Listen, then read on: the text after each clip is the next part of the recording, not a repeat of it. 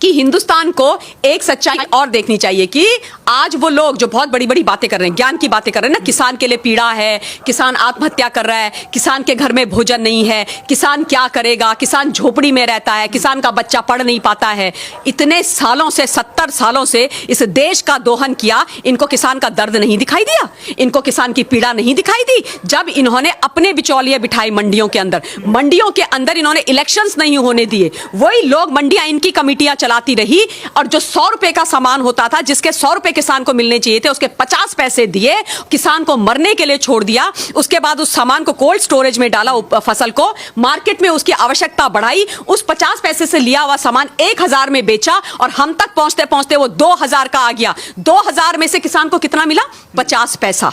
50 पैसा। इन लोगों की बदौलत, ये बिचौलिए जो बैठे हुए हैं और इनके जो राजनीतिक आका बैठे हुए, उन लोगों की बदौलत, और जो आज सड़कों में खड़े होकर के चिल्ला रहे हैं, इसी बात का दर्द है, इसी बात का दर्द है। तब इनको किसानों की चिंता नहीं हुई। एक और बात बोलती हूं, 2004 से 2014 तक ये पता कीजिए हिंदुस्तान के किसान, इस हिंदुस्तान के हमारे किसानी कृषि मंत्री कौन थे? मैं बता देती हूँ नाम, शरद पवार जी थे। और अब आप एक काम कीजिएगा, मैं ये डेटा मैं आपको नहीं बताऊंगी, आप 2004 टू 2014 तक ये निकालना कि कितने किसानों ने हिंदुस्तान के अंदर आत्महत्या करी, किस पूरे देश के अंदर और राज्यों के अंदर और खासतौर पे महाराष्ट्र के अंदर।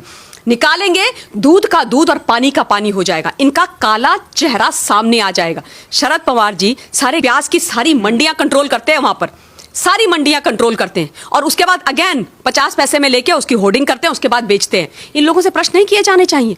ये लोग जिम्मेदार नहीं है? कितनी आत्महत्याएं हुई हैं किसानों की महाराष्ट्र के अंदर, सुशील, ये तो सारा विश्व जानता है, ये केवल हिंदुस्तान की बात नहीं है। देश के अंदर कितनी आत्महत्याएं हुई इस पीरियड के अंदर? कहां थे ये लोग? कहां थे? क्यों किसानों के लिए खड़े नहीं हुए? क्यों किसानों के लिए बिल नहीं बनाए? क्यों किसानों के लिए रिफॉर्म क्यों नहीं हुए? क्यों किसानों की चिंता नहीं करी? क्यों नहीं करी?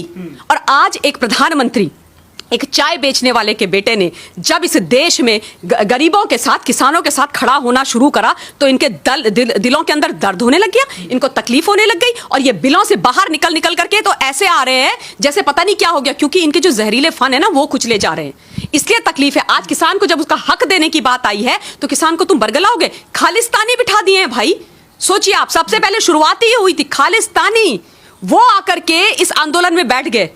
आप सोचिए, जस्टिन ट्रूडो, कनाडा के प्रधानमंत्री का हिंदुस्तान के किसानों से और हमारे इंटरनल मैटर से क्या मामला है और क्या लेना देना है? उसका क्या लेना देना? जस्टिन ट्रूडो वहां से मैसेज भेज रहे हैं और पूरे देश में उसको, पूरे विश्व के अंदर उसको वायरल कर रहे हैं और अपना सपोर्ट जाहिर कर रहे हैं। और बाय द वे, वही जस्टिन ट्रूडो हैं ये, WTO में जस्टिन ट्रूडो ने MSP का विरोध किया, वहां विरोध करते हो और यहां पे एक वीडियो मैसेज भेज करके हमारे यहां के लोगों को बरगलाते हो। क्यों खालिस्तानियों का साथ दे रहे हो? क्यों खालिस्तानियों का साथ दे रहे हो? परेशानी यह है कि जयचंद हमारे देश में है, सुशील।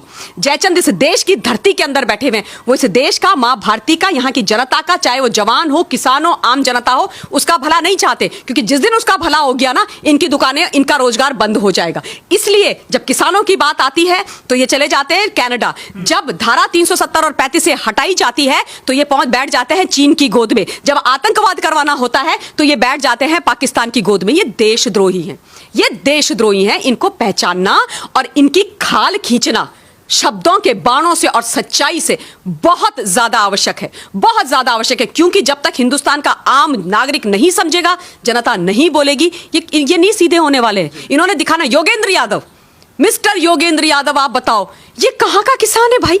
मैंने तो आज तक इनको, मतलब आप पूछिए इनसे पूछिए कि इनकी कितनी बीघा जमीन है, इनको पूछिए बीघा होता क्या है, पूछिए आप इनसे, अंग्रेजी बोलते हैं एलीट, इनसे पूछिए बीघा क्या होता है, कितनी बीघा जमीन है आपकी, पूछो आप, और कहां पर है और कितने आपके यहाँ, कितनी मतलब कभी आपने की है, कभी कोई रोपाई वोपाई की है कभी गांव में जाकर के? फसलों के आपको पता है कौन से सीजन में कौन सी फसल होती है?